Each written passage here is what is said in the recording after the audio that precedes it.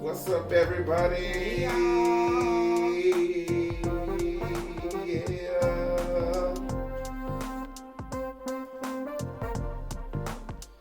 Hey y'all. Happy 2020. Happy New Year. I know you guys haven't seen us since Christmas. Sorry about that. We took a little bit of a hiatus. We were on vacation and it was hard to get out of the vacation routine when you're on vacation for so long. But we're back. So hello. Hey y'all. What's up? I know y'all missed that. Hey y'all. What's going on? The kids say Happy New Year. Anyway, if you haven't done so already, hit that red subscribe button that's down there, and make sure you hit the bell that's over to the side so that you get all the notifications for when we post.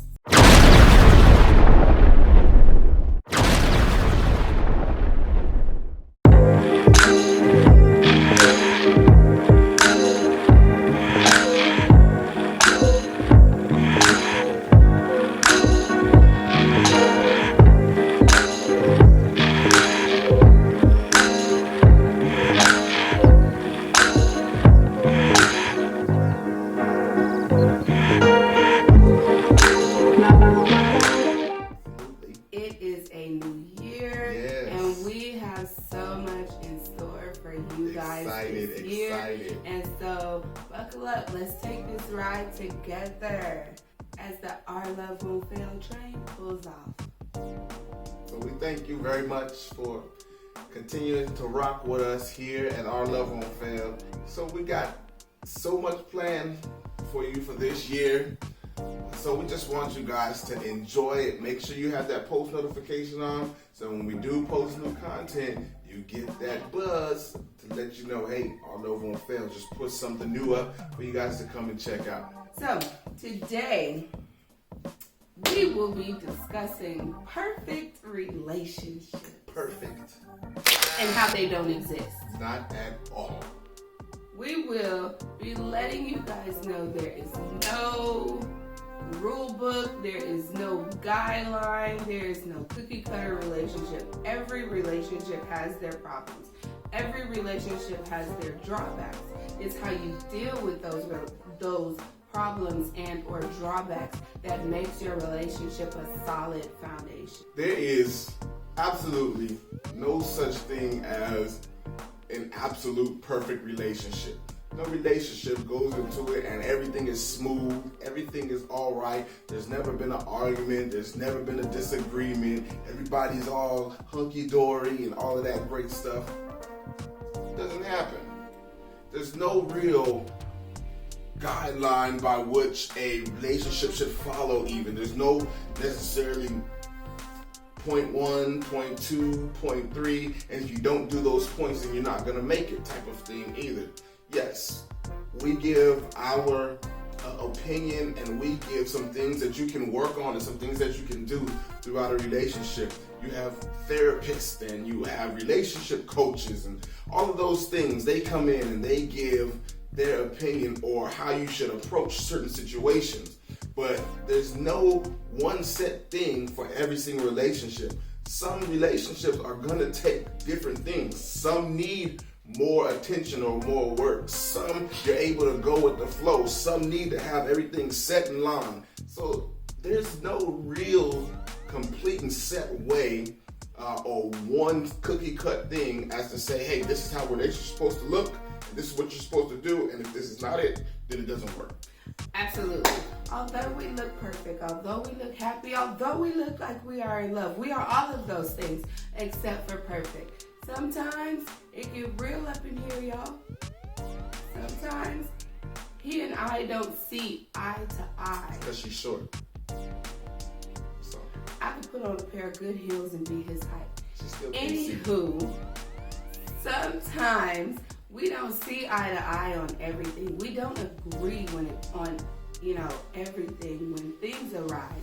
And so it's not the fact that we disagree, it's how we deal with that disagreement. Yes, I could pop off and get it popping. I could say some words that ain't never been invented. I could do all of that. But that's not healthy when it comes to dealing with my husband. Arguments happen, disagreements happen. What we do in our marriage, in our relationship, is when those arguments and those disagreements arise, one, we try not to argue in front of our kids. Our kids should never see us argue. They can see us disagree. Oh, I want this. No, I want that. But when it comes to the argument, that real, I'm not responsible for what come out of my mouth type of ordeal, they shouldn't see that, because in front of them, we should always be a united front. We should always be a together unit. But behind closed doors, it is okay to disagree. It's not okay to hit below the belt. It's not okay to say things purposely just to hurt that person. That's not okay.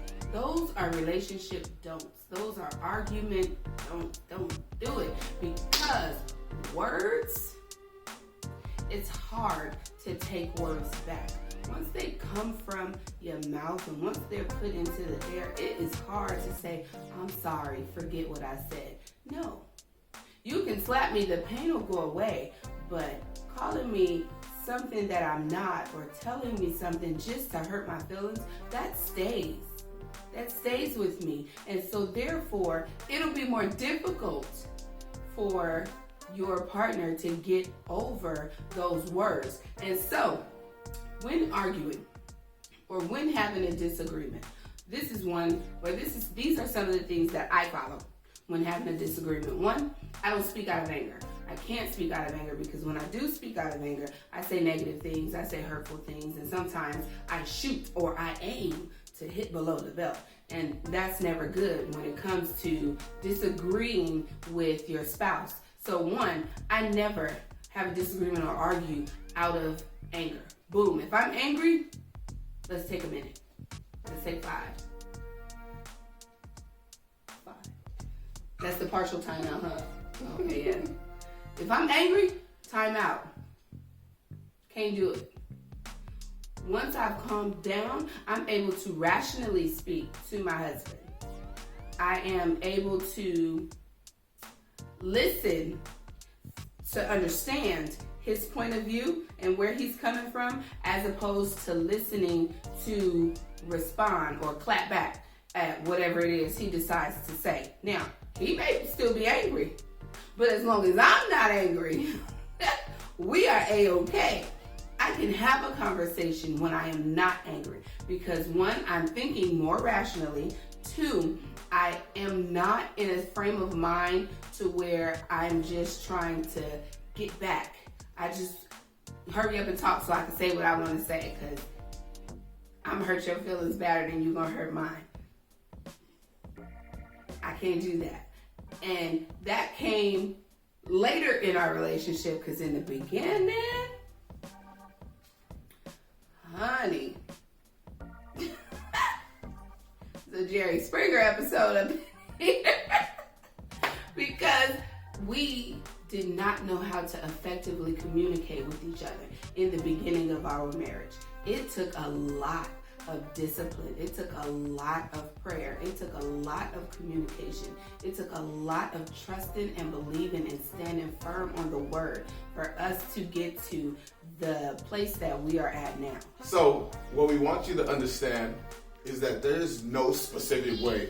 You can't say, oh, look at that relationship, let's be like them, and think that everything that they're doing is going to work for your relationship. There's no real set in stone way of how your relationship should go. I mean, even when it comes to raising kids, just because one set of parents is doing something, that does not necessarily mean that it's going to work for yours. You see those parents over there, and they are able to talk to their kids. They're able to rationalize with their kids. Timeout works for their kids. But your kids just seem to not really even understand timeout. You give them 2 minutes, 3 minutes, and before 30 seconds is up, they out of timeout. They don't rationalize with you because they think that they right. Doesn't really matter. Whether they 5 or whether they 12. Either way it goes, 16, 17. And so you can even, when we talk about a certain way to have a relationship, raising kids is another big thing in a relationship. Whether we should discipline, how we should discipline, which ones get what, who's a favorite, who's not the favorite. Nobody's the favorite, everybody's the favorite. You can base your relationship and how you do things, including raising kids, based off of somebody else. You see all these people on social media, they're buying all this stuff for their kids, they get all these things, and you feel like, dang, I can't do these things, so I'm not as good as them. That's not true. Buying things does not make you a good parent. Just because you can spend a whole bunch of money does not mean you're the best parent in the world. Just showing love, just being there, saying your kid got a basketball game, you're there. Kid got a football game, you're there. You're buying the cleats that they might need. They might not get the $300 cleats or the $80 cleats. Do just the same thing. Just showing. Yeah, you'd be surprised. Just showing the fact that you're there is what the kid, your child, is looking for, and they're able to be about that. Granted, taking advice or building your own way of doing things based around something you've seen or read or heard, that's all fine and dandy. You know, a friend of mine, they do family meetings. They all gather in the living room, you know, they have circle time, all that good stuff. Family meetings here don't work like that. Family meetings here is in the car. When we all in the car, we talk about some things. The kids give their opinion sometimes, and the parents, we got the final say so. That's how our family meetings go. I'm cool with the family meeting idea, but circle time and kumbaya, no, we good. You know, we like our space. We like to do our own thing. Whereas, you know, a friend of mine, they enjoy, you know, all being in the same room, all being all up under each other. Not a good year. But I'm not knocking the family meeting idea. It's just our family meeting is in the car. It works for us. You know what I'm saying? There are people who like to eat dinner together. We love to eat dinner together. We just don't do it at a table. We got a kitchen table, but it's for mail and everything else. Whereas when we sit down for dinner, we sit on the couch. Maybe one or two of the kids sit on the couch, the rest of them sit on the floor, and we just kind of be sitting there eating, talking, watching TV. It works for us. And so what works for you is what's best for you. You want to incorporate family meetings? Cool. Your family meeting may not be in a circle on the living room floor or in the car. You guys' family meeting may be out on a walk after dinner or before the sun go down. It's all in what works for you. Everyone's lifestyle is different. Everyone's day-to-day routine is different. Things that work for one family don't necessarily work for the other family, although the idea may work for your family. So tweak things to where it works for you. It fits in with your lifestyle. It fits in with the things that you guys like to do or the places you guys like to go. Incorporate different things, but tweak it to your liking and to your standards. We're not saying that family meetings have to be in a circle. Everybody has to hold hands. And dinner must be eaten at the table. Let's turn off all the electronics. No, because that don't work in here. The kids may be hungry and we may not. Do what works for you. Do what makes your life easier and your family happier. Even with people like to call family traditions.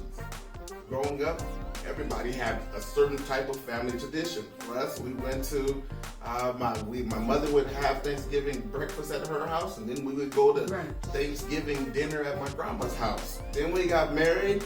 And because they had family things for certain holidays, we had family things for certain holidays, we found ourselves going from one house to the next parents, to the grandparents, to the other grandparents, back to this one and home.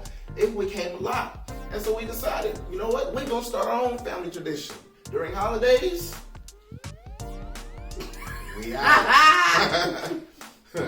As to begin to start our own. Not that we're dissing family tradition, not that we trying to do away with the family thing, but as we became our own family unit, we grew into our own thing, we decided, hey, we don't have to stick with their family tradition. Why don't we begin to make our own? Something that our kids can say, hey, yes, we love doing this every year at this time. We love doing this every summer or whatever it is. And so even in that, you begin to mold what it is, what would fit in your family dynamic and what will fit in how your family relationship is moving and growing. When it's just you and your partner in the beginning, maybe you guys are able to go and do things every other month. But as kids come into play, then you got to start to spread things out. And now your family tradition or your family things that you're trying to build become around everybody. As you, your partner, your kids, the dog, if he's going or she's going with you, the cat, the bird. How many other animals you decide to have? Chickens, hens, cows, horses? Side note, I want a horse so bad. You gotta have somewhere to put a horse. We got a whole backyard. Horses are big. My father-in-law can build me a barn. They cost money. He hating. I could grow his food. Anyway, that's one of our disagreements. Start your own tradition. Again, there's no set way in which you have to do things. There's no thing that's set in stone that says if you don't do it this way, it's not gonna work. And so we just wanted to come and encourage you this year, 2020, step out on your own and begin to do things that excite you, that excite your partner. Begin to step out and do things that don't have anything to do with anything else, but something that you guys have said, you know what, this is going to be something that we do and we created that goes with what our family tradition, what our family values, what we think our family or how we feel our family is going to go. Not because mom, dad, friends, brother, sister, the famous people on Instagram are doing, but because you're doing it yourself. Yeah, not knocking it, because there's some funny folks on Instagram and on YouTube. Funny families. But what we're saying is you don't have to be like them in order for you to feel like your family works. Absolutely. All we're trying to say is, if you write your own playbook, you're guaranteed to win. 100%. So, thank you guys for coming to see us once again. Happy New Year. Absolutely. It's 2020, y'all. It's time out for games and time in for all the love and all the joy and peace and togetherness that we striving to reach on a daily basis. As always, if you haven't done so already, be sure to make that button. Click Is it that. red? Click that. No, it turned red. It's red. It's red already? Yes. Well, click that red Hit button. Click that good old red subscribe button and make sure you hit that bell over to the side so that whenever we post, you'll get that notification that we done put up some craziness. And we promise that we will begin to post more often. Absolutely. Yes. Absolutely. And if you haven't done so already, be sure to follow us on Instagram at Ourlovewontfail. No spaces. We are going to start a Marriage Monday motivation type of thing where we are going to do different challenges. We're going to do different games, different things, just to highlight motivate different people's relationships. Yes, just to show love is real. It is real. As he cut me off. Love is real, love is in the air, and love is here to stay, y'all. So, again, remember, When you write your own playbook, y'all, you guaranteed to win. And as always, y'all, until next time, peace.